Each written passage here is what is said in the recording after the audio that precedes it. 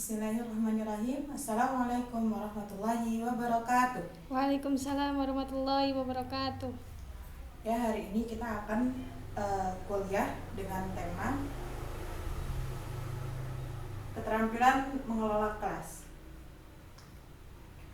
Oke, sebelumnya dijelaskan dulu untuk kompetensi dasarnya. Yang pertama ada memahami keterampilan mengelola kelas sebagai bagian dari kompetensi profesional guru. Terus yang kedua ada menganalisis peran guru dalam menciptakan dan mempertahankan kondisi belajar yang optimal. Yang ketiga menerapkan strategi pengelolaan kelas dalam situasi pembelajaran yang beragam. Yang keempat menunjukkan sikap reflektif dan solutif dalam menghadapi permasalahan kelas melalui pendekatan manajemen yang tepat. Selanjutnya ada indikator pembelajaran. Yang pertama, menjelaskan pengertian keterampilan mengelola kelas. Yang kedua, mengidentifikasi dua jenis keterampilan utama dalam manajemen kelas.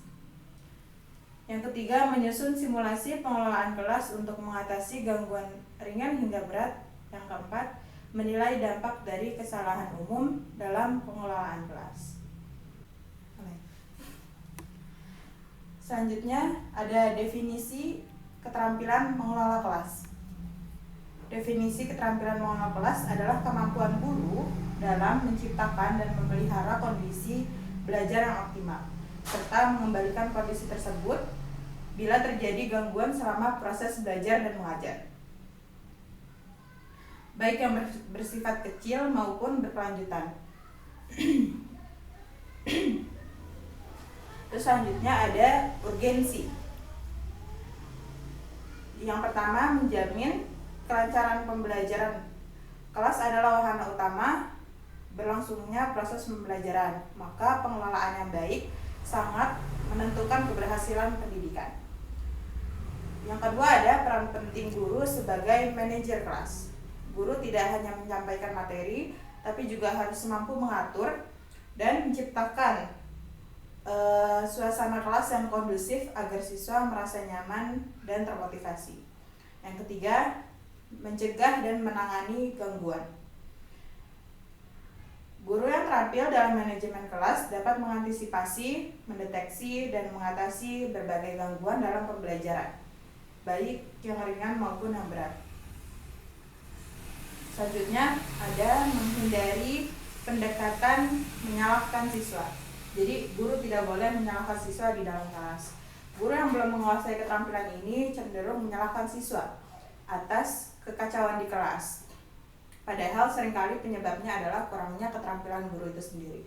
Jadi kadang guru masih sulit untuk mengatur siswanya untuk tidak ramai di kelas atau tidak berisik. Itu tuh masih kurang keterampilannya gitu. Jadi lebih menyalahkan siswa kayak kenapa kamu berisik di kelas, seperti itu.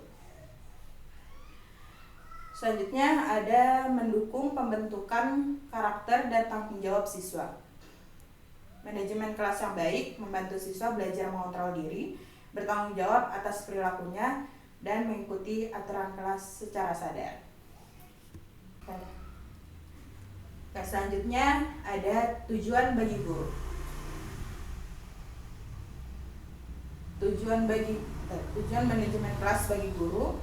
Yang pertama, agar guru dapat mengembangkan keterampilan dalam memelihara kelancaran penyajian dan langkah-langkah proses pembelajaran secara efektif.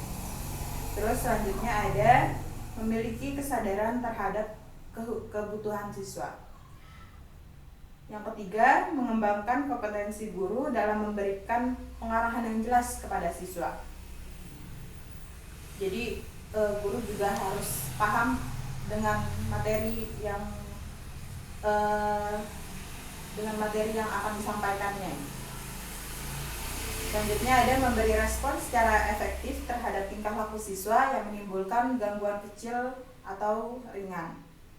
Yang terakhir, memahami dan menguasai seperangkat kemungkinan strategi dan dapat digunakan dalam hubungan dengan masalah tingkah laku siswa yang berlebihan atau terus-menerus mengganggu proses pembelajaran.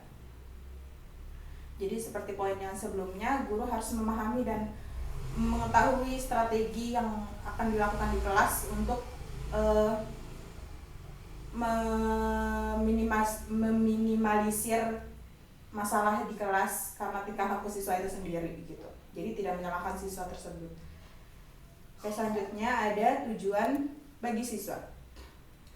Tujuan manajemen kelas bagi siswa mendorong siswa mengembangkan tanggung jawab individu terhadap tingkah lakunya, serta sadar untuk mengendalikan dirinya.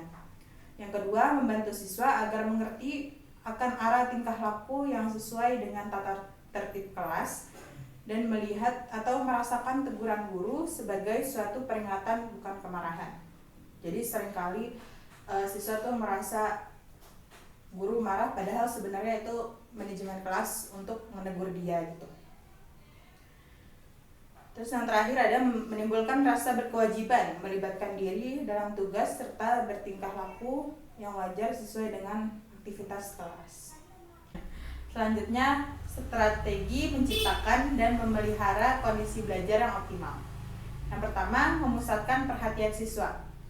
Hal ini dilakukan dalam rangka mempersiapkan peserta didik dalam pembelajaran dengan cara memperhatikan sikap dan mengatur tempat duduk siswa, serta memulai pelajaran setelah nampak siswa siap belajar. Terus yang kedua, menunjukkan sikap tanggap. Guru memperlihatkan sikap positif terhadap setiap perilaku yang muncul pada siswa dan memberikan tanggapan-tanggapan atas perilaku tersebut dan dengan maksud tidak menyudutkan kondisi siswa, perasaan tertekan, dan munculnya perilaku susulan yang kurang baik. Jadi guru juga harus responsif terhadap siswanya. Selanjutnya, membagi perhatian. Kelas diisi lebih dari satu orang, akan tetapi sejumlah orang siswa yang memiliki keterbatasan yang berbeda-beda yang membutuhkan bantuan dan pertolongan guru. Tapi dalam hal ini membagi perhatian juga, kita harus membagi perhatiannya secara rata gitu, jangan malah membandingkan dia lebih pintar atau dia kurang pintar seperti itu. Selanjutnya ada memberi petunjuk yang jelas untuk mengarahkan kelompok ke dalam pusat perhatian seperti dijelaskan di atas. Juga memudahkan anak menjalankan tugas-tugas yang dibebankan kepadanya. Maka tugas guru adalah memaparkan setiap pelaksanaan tugas-tugas tersebut sebagai bentuk petunjuk pelaksanaan yang harus dilaksanakan anak secara bertahap dan jelas. Terus selanjutnya ada memberikan teguran bijak. Permasalahan dalam hubungan tersebut bisa terjadi dalam konteks pembelajaran, sehingga guru sebagai pemegang kendali kelas harus mampu memberikan teguran yang bijak sesuai dengan tugas dan perkembangan siswa.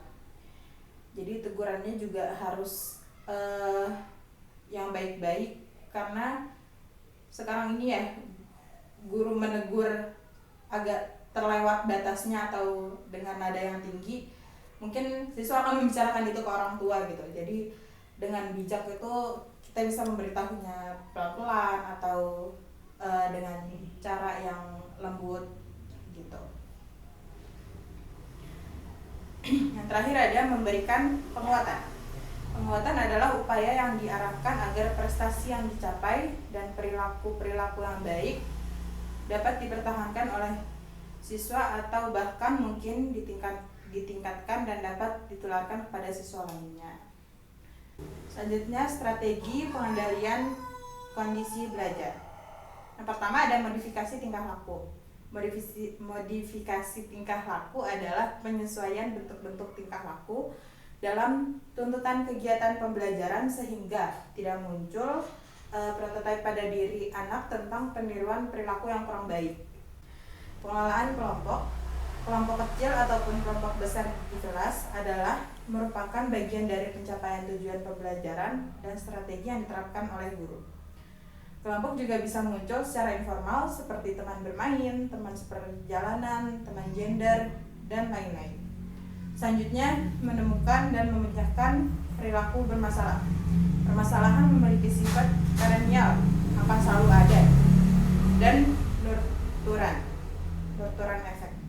Oleh karena itu, permasalahan akan muncul di dalam kelas kaitannya dengan interaksi dan akan diikuti oleh dampak pengiring yang besar bila tidak diselesaikan. Dan selanjutnya, hal-hal yang harus dihindari dalam manajemen kelas. Yang pertama, campur tangan yang berlebihan, baik berupa komentar verbal atau mengintervensi aktivitas siswa. Yang kedua, kelenyapan perbuatan dan tingkah laku guru yang gagal melengkapi suatu instruksi sehingga penyajian terhenti beberapa saat yang sifatnya mengganggu proses pembelajaran. Yang ketiga, ketidaktepatan memulai dan mengakhiri kegiatan. Contoh, memulai kegiatan berikutnya tanpa menuntaskan kegiatan sebelumnya dengan baik. Jadi kayak di tengah-tengah yang harusnya pelajaran ini belum selesai, tapi karena guru itu juga mengajar di pelajaran selanjutnya, jadi malah mengambil waktu di pelajaran yang selanjutnya, seperti itu. Terus selanjutnya ada penyimpangan. Misal terlalu asyik membicarakan suatu hal atau melakukan aktivitas yang keluar dari tujuan pembelajaran. Jadi guru terlalu banyak bercerita misalnya di dalam kelas. Jadi siswa tuh asik sama siswa asik sama topik yang diceritakan oleh guru, bukan ke pembelajaran. Yang terakhir ada bertele-tele baik dalam uraian maupun dalam memberikan tuguran yang sederhana menjadi ocehan yang berkepanjangan. Gitu, yang terakhir sudah selesai di poin ini. Kesimpulannya, keterampilan mengelola kelas merupakan kemampuan penting yang harus dimiliki guru untuk menciptakan, mempertahankan, dan memulihkan kondisi belajar yang optimal. Pengelolaan kelas yang efektif tidak hanya menjamin kelancaran proses pembelajaran, tetapi juga membentuk karakter dan tanggung jawab siswa. Guru bertindak sebagai manajer kelas yang harus tanggap, jelas dalam memberi petunjuk, dan bijak dalam menangani gangguan. Manajemen kelas memiliki tujuan ganda, yaitu yang pertama untuk guru, meningkatkan kemampuan dalam merespons gangguan dan memahami kebutuhan siswa. Yang kedua, tujuan untuk siswa, mendorong tanggung jawab pribadi serta kesadaran akan aturan dan tata tertib di kelas.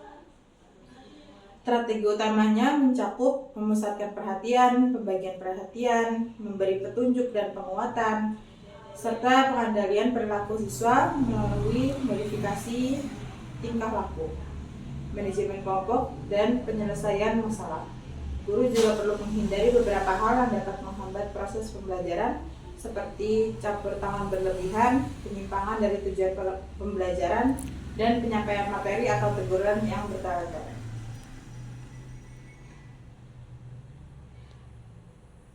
Untuk tugasnya ada pertanyaan, satu tugas, yaitu pertanyaannya, apa tantangan terbesar guru saat mengajar di kelas? Sekian, terima kasih, kurang lebihnya mohon maaf. Wassalamualaikum warahmatullahi wabarakatuh.